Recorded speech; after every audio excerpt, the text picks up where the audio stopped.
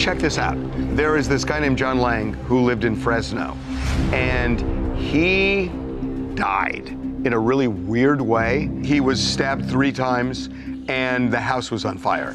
There was smoke and sirens, then flashing lights at this home in central Fresno. It was on fire, burning from the inside. The home was heavily secured, so firefighters had to force their way in. After a quick search, they found a man in the kitchen, unconscious and bleeding from several stab wounds. He was taken to the hospital and pronounced dead. And he seems to have suggested that the police were out to get him. Yes, he also lived in a very weird way. He was basically an internet warrior saying that the Fresno police were corrupt, that they were doing these illegal scans of tags, that he was also a victim of it. And because he was so vocal on the internet, he also claimed that the police were constantly following him. He also said that they were misusing a lot of money. Absolutely. And honestly, from internet people and comments everywhere, it's kind of an open secret that Fresno is very, very corrupt in their police department. So John Lang believes that Fresno PD had it out for him. But we also need to take into account that I don't think he was right in the head. He had a lot of mental issues. He had cameras that he set up all over the place. He was making, all kinds of allegations that they were following him, that they were surveilling him. Look, there is some evidence here that there were cars outside his house. He recorded this.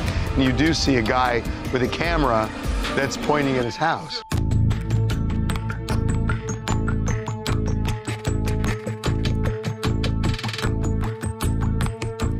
John claims that this is an IR thermal camera and that they were looking at his house to determine when he was home. This is a TV production camera. This is a DSLR camera connected to a video monitor, and it's on a gimbal like a Ronin. It's not the police, but I will admit it is a bit suspicious that they're probably filming some sort of documentary, a TV show. The driver is holding a phone talking to somebody on speaker. They are getting instructions to be there, so maybe that's not physically the police, but there are questions. It is weird. We don't know if they were even filming his house, but it's not the police. But here's the thing, going back to be guided by the evidence. When the fire department arrived, because there was a blaze inside the house,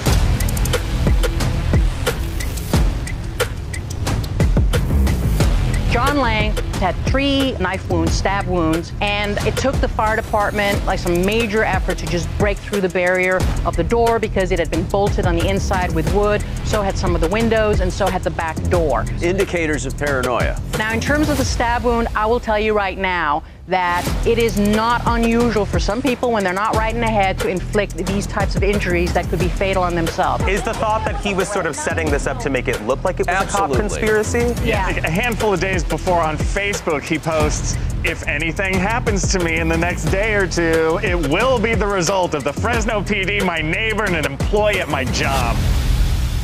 This is not an unusual thing when you have people who suffer from mental illness and who are committed to dying. He wanted to create this narrative, and he did it. He's paranoid, he's conspiratorial, and he wanted to say, see? That might be true. Like, I can concede to the idea that he concocted maybe what this looks like, but this stab wound was so aggressive, he broke through his own breastplate and punctured his heart. So this is either someone who's very paranoid, very sick, or there's something else going on here. On its surface, it does seem like it's odd that, like, oh my gosh, he predicted his own death, and then what do you know, a few days later he's dead. But that's also really easy to do if you actually are planning your own death. 2 things can be true at the same time. The Fresno police can be corrupt, and this man could also be super paranoid and have ended his own life.